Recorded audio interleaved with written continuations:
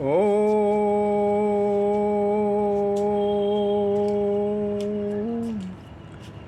भगवत गीता की पहचान सेवक विष्णु देव की जबान। बहनों, भाइयों और बच्चों, जैसा कि आपको मालूम ही है कि आज ये भगवत गीता के बारे में हम बता रहे हैं, जिसको 16 अध्याय हो चुके हैं।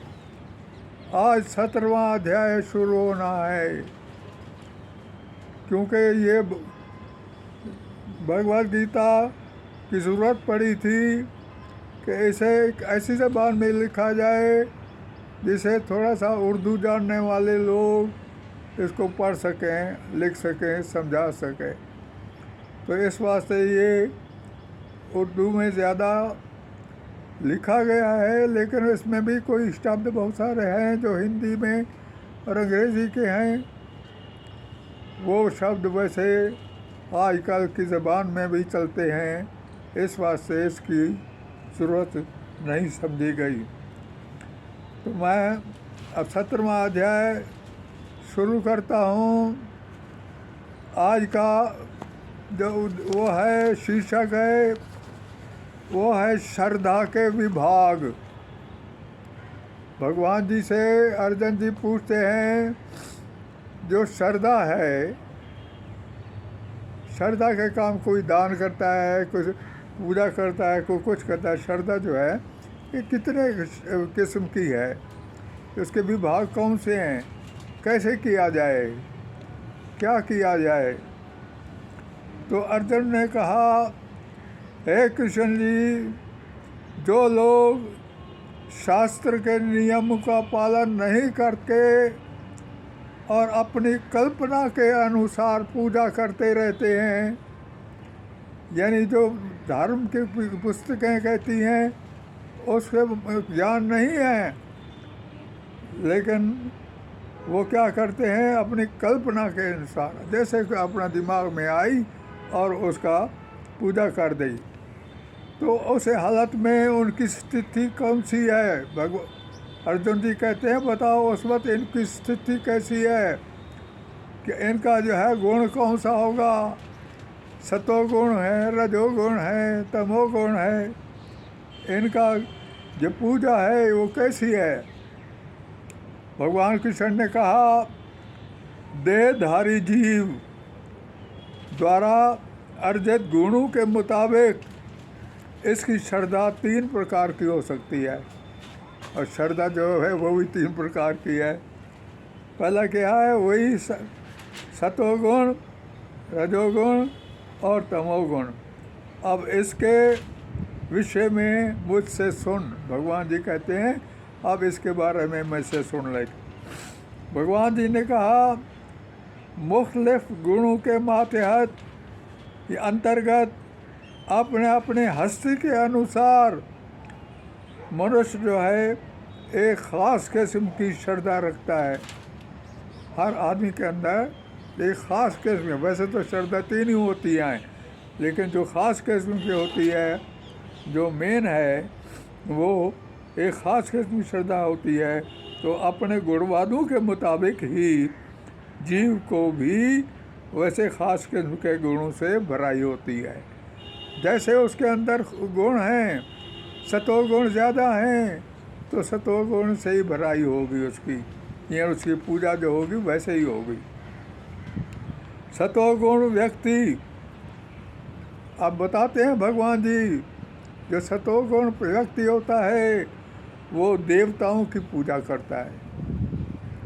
देवता जी, भगवान जी तो करते हैं, देवताओं की भी पूजा करता है।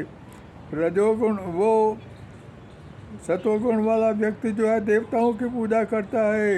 रजोगुण वाला यक्षों की और राक्षसों की पूजा करता है, जो राक्षस होते हैं। तमोगुण वाला वो भूत, प्रेत और अग्नि की पूजा करता है। याद देखो, 3 चीज़ें बता दी। ऐसे लोग भी हैं जो भूत प्रेत की पूजा करते हैं, देवता की वो भगवान जी बताते हैं, भगवान जी तो है लेकिन देवताओं की पूजा भी जो करते हैं ठीक है। जैसे ब्रह्मा जी, शिव जी, इंद्र जी, सूर्य देवता इत्यादि। अब मिसाल दिए राक्षस भी। राक्षस भी कई किस्म के होते हैं, कई ऐसे हैं किसी को लूटना है, मारना है, ये भी राक्षस का काम है। तो उन्होंने पुस्तक में हिटलर की जो है ना वो दी है, उदाहरण दिया है, क्योंकि उसने जंग के औजार बहुत अच्छे बना रखे थे। उसने जंग छिड़वाई और ताकि ब्लैक मार्केट में वो पैसे कमाए। ये राक्षसों का काम है। तमोगुण वाले जिन, भूत, मकबरा और दरख्त पर वो जहाँ भूत रहते हैं उसकी वो पूजा करते हैं। तमोगुण वाले जो हैं जिनका ज्ञान कुछ भी नहीं है, वो हमेशा जिन कहते हैं यहाँ जिन है, यहाँ भूत है। कई ऐसे हैं जो, मैंने एक जगह पे गया था जहाँ दरवाज़ा बंद था, हमें वहाँ रहना था 6 महीने। तो मैंने कहा वो दरवाज़ा खुलवाओ, जो जिन भूत हैं मैं देख लूँगा। हम तो भाई 6 महीने वहाँ रहे, हमें कोई मकबरा वो जिन भूत नहीं मिला। तो वो दरवाज़ा बताओ बैंक की बिल्डिंग थी और वो बिल्कुल बंद पड़ी थी, समझा। लोग कोई नहीं जाते थे, ताले लगे पड़े थे, लेकिन हमने ताले खुलवा के रहे। मतलब ये है, ये तमोगुण का काम है। तमोगुण वाले जो हैं वो जिन की, भूत की और मकबरे, यानी कब्रिस्तान में जाओ, वहाँ किसी का कब्र के ऊपर जो है वो पूजा करो। और दरख्त, कई वृक्ष के ऊपर भी ये कहते हैं जी इसके ऊपर भूत रहते हैं, तो वृक्ष की पूजा करते हैं। तो दम्भ और काम और राग से जो प्रेरित होते हैं वो बिना शास्त्र विधि के घोर तपस्या करते। अब हो गया तपस्या के बारे में। भगवान जी बताते हैं, एक श्रद्धा जो है, कई लोग तपस्या करते हैं बड़ी, कि हम जो हैं बिना शास्त्र विधि के घोर तपस्या करते हैं और व्रत रख कर तपस्या करते हैं। ये तमोगुण वालों की बात बता रहे हैं भगवान जी। वो भी तपस्या करते हैं और घोर करते हैं। वो शरीर के अंदर भौतिक तत्वों को और शरीर के अंदर रहने वाले परमात्मा को कष्ट पहुंचाते हैं। वे सब असुर कहलाते हैं। वो असुर, शैतान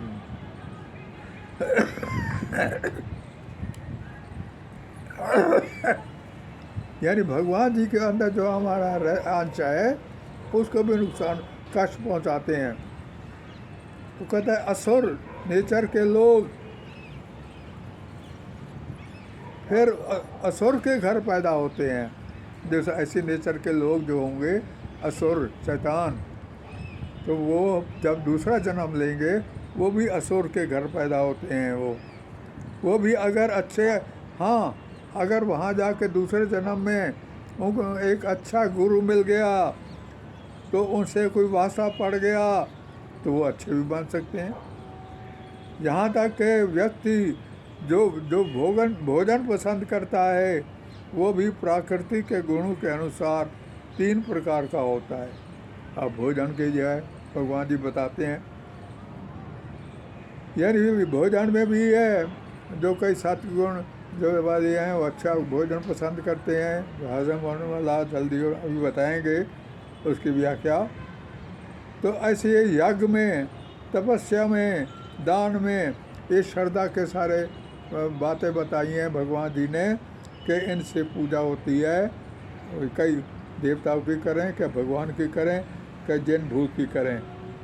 तो यानी प्रकृति की करते हैं, यज्ञ की करते हैं, तप की करते हैं, दान की करते हैं। कई लोग दान देते हैं। अब भोजन की बातें बताते हैं भगवान जी जो भोजन सात्विक व्यक्ति को पसंद होता है, जो सात्विक आदमी है, सादा आदमी है, वो आयु बढ़ाने वाला, जीवन को शुद्ध करने वाला तथा बल वाला और शरीर को स्वस्थ रखने वाला और शरीर को सुखी रखने वाला वो तथा तृप्ति प्रदान करने वाला भोजन होता है। और ऐसा भोजन रसदार तथा हृदय को भाने वाला होता है। ये भगवान जो सात्विक पसंद करते हैं लोग, वो उनकी आयु बढ़ती है और सेहत भी अच्छी रहती है। तो भगवान जी कहते हैं वो रसदार होता है, वो हृदय को भाने वाला होता है। फिर बताते हैं बहुत यानी दूसरी रजोगुण वाली बात कि उनके भोजन का कैसा होता है। कहते बहुत ज़्यादा कड़वे, खट्टे, नमकीन, गरम, चटपटे, शुष्क, जलन पैदा करने वाले भोजन जो हैं वो रजोगुणी वाले लोग जो हैं वो पसंद करते हैं। मनुष्य को प्रिय होते हैं यही भोजन। ऐसे भोजन दुख, शोक तथा रोग उत्पन्न करने वाले होते हैं। अब खाने से इसका तमोगुण का बताते हैं। वो क्या है? खाने से 3 घंटे पहले पकाया गया वो भोजन, जो खाने से 3 घंटे पहले पकाया गया हो, वो स्वादहीन हो, सड़ा हुआ हो, झूठा हो, बदबूदार हो और अपवित्र हो, ये सब तामसी गुणों को प्यारे लगते हैं। जिनको तामसी गुणों वाले लोग होते हैं उनको ये अच्छे लगते हैं। यज्ञों में अब यज्ञ का बातें भगवान जी जो श्रद्धा आगे है, तो यज्ञ कैसे होना चाहिए। यज्ञों में वो यज्ञ सात्विक होता है जो शास्त्र के निर्देश अनुसार कर्तव्य समझ कर कराया जाए। ऐसा यज्ञ करवाओ जो कि शास्त्रों के अनुसार हो और समझ लो उसका कर्तव्य है हमें कि फलाना है, इसका ज़रूर करना है हमने ये यज्ञ। तो यज्ञ कराने वाले वो होने चाहिए जो वो फल की इच्छा नहीं रखते। हाँ, वो मेन चीज़ ये कहते हैं भगवान जी कि जो यज्ञ करवाने वाले कह रहे हैं उसको ये देखना चाहिए कि फल की इच्छा नहीं होनी चाहिए। कि यज्ञ हम इस बात से करते हैं कि हमारा बेटा पास हो जाए, कि हमारे बेटे की शादी हो जाए, कोई इच्छा हो, उसके लिए अगर यज्ञ किया जाए वो नहीं लगता, वो अच्छा नहीं होता। हे अर्जुन, जो यज्ञ जो किसी भौतिक लाभ के लिए या गुरुवश के लिए किया जाता है उसे तुम राजसी जानो। वो कहते भगवान जी कहते हैं जो किसी वही चीज़ है भौतिक लाभ के लिए कि पैसे कमा लूँ, अच्छा काम मेरा हो जाए, फलाना यज्ञ करवा लो, तो या किसी गुरु कह देता है ज़बरदस्ती ये तू करा ले, इससे तुम्हें फल मिलेगा। वो कहते सब ये राजसी है, इस सात्विक नहीं है। तीसरा यज्ञ, जो यज्ञ शास्त्रों के निर्देशों को अवहेलना करके, देख लो, एक तो जो अब हमारे शास्त्र हैं उनकी अवहेलना करे, उनकी परवाह ना करे और प्रसाद वितरण के लिए के बिना जब यज्ञ ख़त्म हो जाए प्रसाद ही ना बांटे। और वैदिक मंत्रों का उच्चारण के बिना, वैदिक मंत्र के उच्चारण कोई हो ही नहीं उस यज्ञ में, तो क्या फ़ायदा। पुरोहितों की दक्षिणा तो दिए बिना, जो पुरोहित मंगवाए पंडित वगैरह उनको दक्षिणा पूरी ना दे, वो कहते हैं वो जो है वो श्रद्धा के बिना जो संपन्न किया जाता है वो तामसी माना जाता है। वो श्रद्धा जो है वो तामसी है। आगे तपस्या का फिर भगवान जी बताते हैं तपस्या में क्या होती है। शारीरिक तपस्या 2 प्रकार की बताई है, वैसे 3 प्रकार की है। तपस्या कैसे करनी चाहिए? कहते परमेश्वर, ब्राह्मणों और गुरुओं, माता पिता, गुरुजनों की पूजा तथा पवित्रता, ब्रह्मचर्य, सरलता, अहिंसा ही शारीरिक तपस्या हैं। हमारी शारीरिक तपस्या क्या हो सकती है? जो शरीर से निकालते हैं हम हैं। पहला कहता है ब्राह्मण को करो, भगवान की करो, गुरु की करो, माता पिता की तपस्या करो, और पवित्र होना चाहिए, और ब्रह्मचर्य होने, ये सुरत है न, अहिंसा होना चाहिए, किसी को दुख नहीं मारा देना चाहिए। तो वो कहता है ये शारीरिक तपस्या है। भगवान दूसरी बताते हैं वाणी की तपस्या। एक तपस्या ऐसी है, ये भी तपस्या है। इधर तो गालियाँ देते रहो, तो हमने तपस्या रखी हुई है। वो कहता है सच्चे भावने वाले, हित कर तथा दूसरों का ना चुभने वाले वाक्य बोलना और वैदिक साहित्य का नियमित प्रचार करना, ये सब वाणी की तपस्या है। वाणी की तपस्या की क्या है? अच्छे अच्छे शुद्ध वाक्य हों, किसी की तारीफ करो, गालियाँ ना दो, जिसको चुभने वाले शब्द हैं वो ना दो, और ऐसा करो जिससे किसी का प्रचार हो। बस के भगवान जी के गीता का प्रचार करना है, तो ये भी एक वाणी की तपस्या है। एक होता है मन की तपस्या, 3 प्रकार की बताई है, शारीरिक, वाणी की तपस्या, और तीसरा मन की तपस्या। मन के अंदर किसी को ऐसी सोचना, मन के ऊपर कंट्रोल करना, ये मन की तपस्या है। उसमें क्या बताते हैं? जिसके अंदर संतोष हो, सब्र हो, सरलता हो, गंभीरता हो, आत्म संयम हो, जीवन की शुद्धि हो, ये सारी मन की तपस्या है। देख लो, यानी नहीं कि किसी को संतोष ना हो, सरलता ना हो, आसानी ना हो, गंभीरता ना हो, ये सारे मन की तपस्या है। आगे है फिर तपस्या बताते हैं, और भगवान जी वो भी 3 प्रकार की होती है। कौन सी? एक सात्विक है, राजसिक है तपस्या। वो कहते हैं ऊपर की 3 प्रकार की शारीरिक, वाणी और मन की तपस्याएं जो कि भगवान पर श्रद्धा रखकर की जाएं और जो निष्काम हों और भगवान के लिए हों, ये सब सात्विक तपस्या हैं। ये तपस्या जो है सात्विक कौन सी हैं? जो हमने कह दिया सात्विक तपस्या, फिर भगवान जी उसका वो एक्सप्लेनेशन देते हैं कैसी होती हैं सात्विक। वो कहते हैं 3 बताती हैं। कौन सी? 3 प्रकार की शारीरिक, वाणी और मन की तपस्याएं जो कि भगवान पर श्रद्धा रखकर, ये तीनों जो हैं भगवान पर श्रद्धा रखकर की जाएं, और जो निष्काम हों और भगवान के लिए हों, ये सब सात्विक तपस्या होती हैं। जो ऊपर सात्विक बताई हमने, ब्राह्मणों का या माता पिता की या कुछ, वो कहते हैं जो भगवान के लिए किए जाएंगे तो वो सात्विक है। जो तपस्या दिव्यांग पूर्वक, घमंड के साथ और सम्मान के लिए, सत्कार और पूजा के लिए की जाती हैं, वो राजसी हैं। यानी वही चीज़, इससे जो है मुझे लोग तारीफ़ करेंगे, घमंड है, इज़्ज़त बढ़ेगी, सत्कार होगी, ये जो पूजा है, तपस्या है, वो राजसी है। ये ना तो स्थायी होती है और ना मजबूत होती है। भगवान जी कहते हैं कि इतना स्थायी नहीं, इसका फल नहीं मिलता, मिल भी जाता है, नहीं भी मिलता।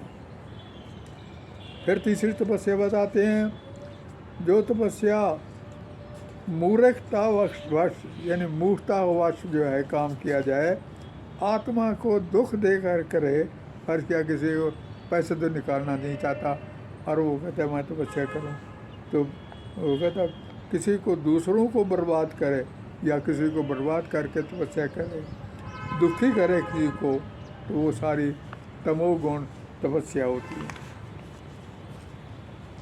आगे भगवान जी दान के बारे में बताते हैं। श्रद्धा में जो दान कर्तव्य समझकर निष्काम सही टाइम पर, सही जगह पर और योग्य व्यक्ति को दिया जाए या संस्था को दिया जाए, वो सात्विक दान होता है। याद रखिए, सबसे अच्छा सात्विक दान कौन सा होता है? भगवान जी कहते हैं पहली बात यह है कि वो निष्काम होना चाहिए। ये नहीं कि हम अंध विद्यालय में वहाँ पर भगवान ने उनको इमदाद दे रहे हैं और फिर कहें कि भगवान हमें जो है इसके बदले में ये दे। नहीं, निष्काम।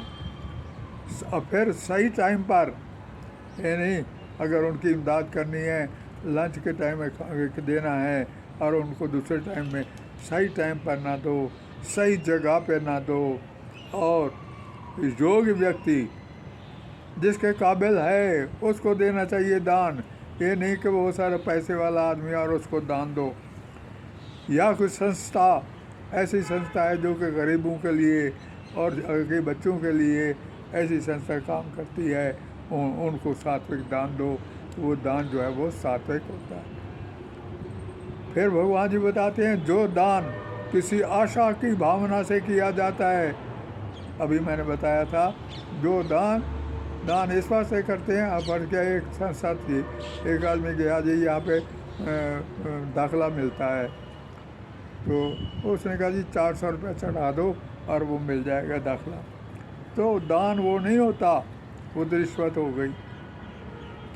या कोई कर्म फल की इच्छा, कर्म फल की इच्छा तो यह है कोई फल चाहिए हमें इसका, तब हम काम करें, और वो भी दान नहीं थी।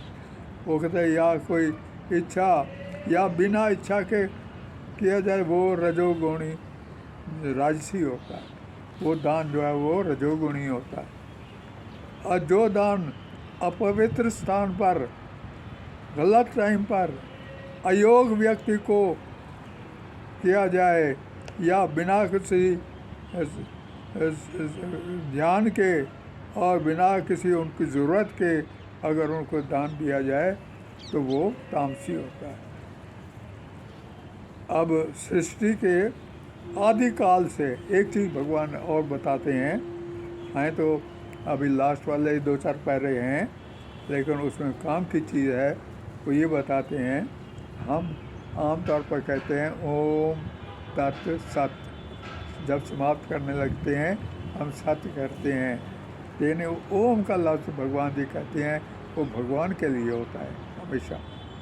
जो भी ओम बोलते हैं, जिस तरह मुसलमान लोग जो हैं वो बिस्मिल्लाहिर्रहमानिर्रहीम जो बोलते हैं, वो कोई पूरा ना लिखना हो, ख़त लिखना है, चिट्ठी लिखनी है, 786 लिख देते हैं। 786 इनके शब्दों के नंबर हैं ये। इसका मतलब वही होता है, वो चीज़ वही है। हम कहते हैं भगवान की पहले लिखा करते थे, भगवान से प्रार्थना करके ये चिट्ठी लिख रहे हैं,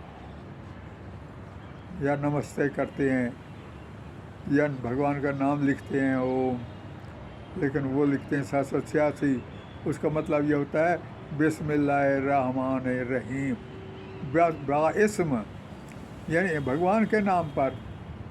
हम भी ऐसे लिखते थे, भगवान के नाम पे चिट्ठी लिख रहे हैं, बाइस्म अल्लाह, बिस्म अल्लाह रहमान रहीम, जो रहमान भी है और रहीम भी है, तो उसके नाम से हम ये चिट्ठी लिख रहे हैं। इस बात से 786 हर जगह पे लिख देते हैं लोग, सब जगह। किसी को पता ही नहीं है कि 786 क्यों। वो कहते हैं मुसलमान आए हम 786 लिखते, लेकिन नहीं, इनसे पूछो कि 786 का अर्थ क्या है।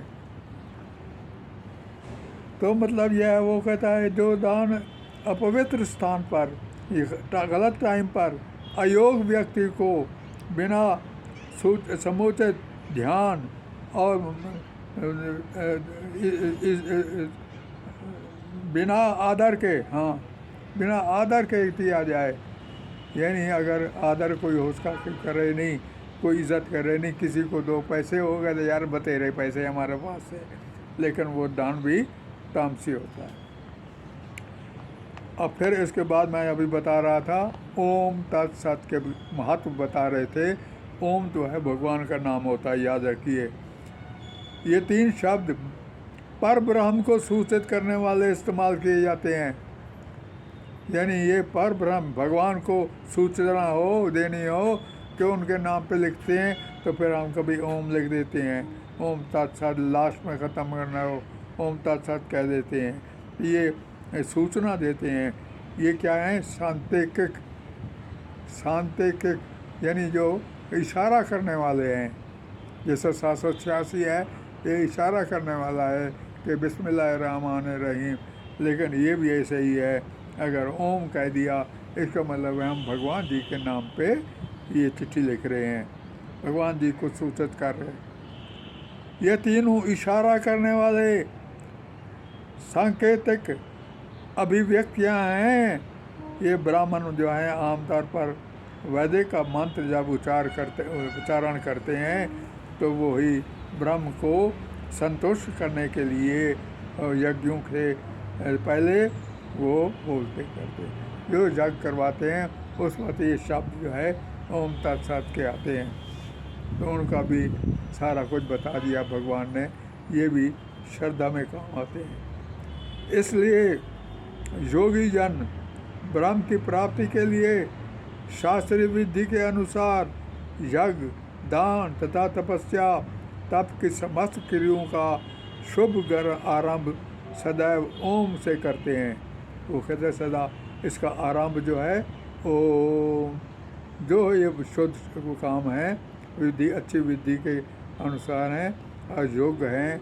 यज्ञ करते हैं, दान करते हैं, तपस्या करते हैं, तप करते हैं, तो पहले ओम कहते हैं। मनुष्य को चाहिए कि कर्म फल की इच्छा के बिना विविध प्रकार के यज्ञ, तप तथा दान को सत शब्द कहकर संपन्न करें। देखो यहाँ भी लिखा हुआ है, भगवान जी ने बताया है कि मेरे ये कि कोई कर्म का फल की इच्छा के बिना, और फर्ज अब हम पढ़ रहे हैं, हम कोई अगर इच्छा रखते हैं तो हमारा बेकार है पढ़ना, यानी इच्छा कोई ना हो तब जो है, ताकि सबका भला हो, भला सबके भले के लिए बना काम करते हैं तो वो ठीक होता है। मतलब वो कहता है अगर उनके बिना है या उनके बजाय यज्ञ करते हैं या तप दान करते हैं तो हमेशा सत शब्द को कहकर संपन्न करें। अब हम ख़त्म करेंगे, हम भी यही कहेंगे ओम तत्सत, अभी कहने वाले हैं। ऐसी देव क्रियाओं का उद्देश्य वो बंधन से मुक्त होता है। यानी ये क्यों करते हैं? ये आम तौर पर हम ऐसे कहते हैं कि बाद में भू बंधन जो हमारा है, नर्क में जाने का जो है वक्त है, वो टल जाता है, उससे मुक्ति मिलती है। अब है परम सत्य भक्तिमय यज्ञ का लक्ष्य है। परम सत्य भक्तिमय यज्ञ का लक्ष्य है और उसे सत शब्द या शब्द का इजहार का हवाला करके कहना चाहिए। लास्ट में वही जो हम कहते हैं बाद में तत्सत, सत ज़रूर हमें कहना चाहिए, लास्ट में हवाला देते, ये संकेतिक शब्द है उसको समाप्त करने का। ऐसे यज्ञ का संपन्न करने वाला भी सत कहलाता है, जिस पर यज्ञ, तप तथा दान के सारे कर्म भी जो परमात्मा को प्रसन्न करने वाले हैं, उनको खुश, भगवान जी को खुश करने वाले हैं, वो किए जाते हैं तो सत हैं, साथ में सत कहते हैं। अब है इसका सार, इसका खुलासा, जिसको हम कहते हैं सारा जो हमने पाठ पढ़ा आज, उसका खुलासा क्या है? वो कहता है श्रद्धा के बिना यज्ञ, तप, दान के रूप में जो भी कहा जाता है वो नश्वर है। श्रद्धा ज़रूर होनी चाहिए, श्रद्धा के बिना, श्रद्धा तो हो नहीं, और कहते जी यज्ञ कर रहे हैं, आप कहते होते हम करवा देते हैं, हमेशा तप है, वो कहे तप करो, दान दो, तो वो कहते जी हमें यार इधर ध्यान तो है नहीं, हमारी श्रद्धा तो है नहीं। वो कहता श्रद्धा के बिना यज्ञ, तप, दान के रूप में जो भी कहा जाता है वो नश्वर है, वो अस्वस्थ कहलाता है और उसी जन्म तथा अगले जन्म में ही व्यर्थ जाता है। इस जन्म में भी तो व्यर्थ जाएगा जो कुछ कहते हो, जो श्रद्धा कहते हो, लेकिन अगले जन्म में भी व्यर्थ जाएगा। इसका फल किसी लोक में नहीं मिलता। ये भगवान जी अंत में बताते हैं कि श्रद्धा जो अर्जुन ने पूछा था, श्रद्धा के कैसे वो है, कहते हैं हर काम के लिए, यज्ञ के लिए, दान के लिए और तप के लिए श्रद्धा की ज़रूरत है। अगर श्रद्धा है तो करो, वरना कोई फायदा नहीं। ओम तत्सत। आ जाओ जी, आ जाओ। ओम तत्सत।